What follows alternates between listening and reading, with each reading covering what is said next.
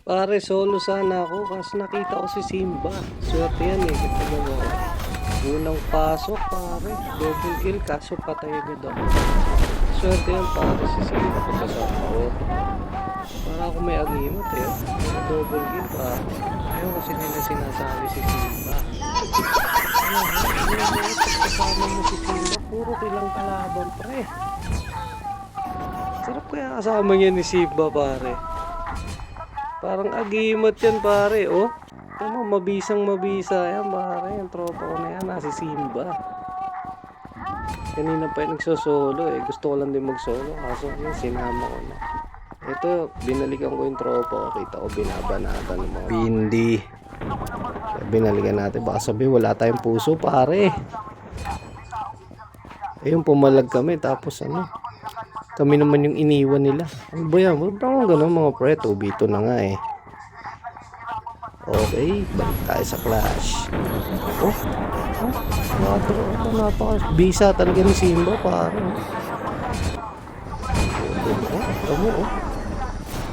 Napaka-bisa talaga ni Simba. Oh, sarap kasama ni Simba oh. Pag Simba ka parte mo pare, kaya kalupit talaga mga kill mo pare.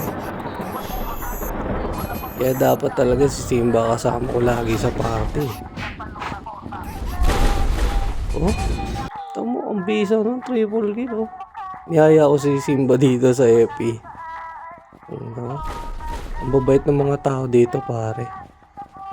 Dahan-dahan lang ako pare, di nila ako pinapatay pare. Oh, tapos yung mga kagild namin nando sa NE. Doon sila nakikipagrambulan sa NE ha. Pero tingnan mo dito ha, sa FE pare. Oh, selecta lang sabi, hindi ang kalaban pare. Dito lang ata kami makakaranas ni Simba ng MF pare. Tingnan mo, nakarating pa kami ng MF. Walang kahirap-hirap pare. Solid. Oh, tingnan mo. Papasyal-pasyal lang kami ni Simba. Imba talaga basta si Simba ang kasama mga pare. Solid. Oh, inulit pa namin kaso pinaluwat. Tapos na pare. Salamat sa panonood.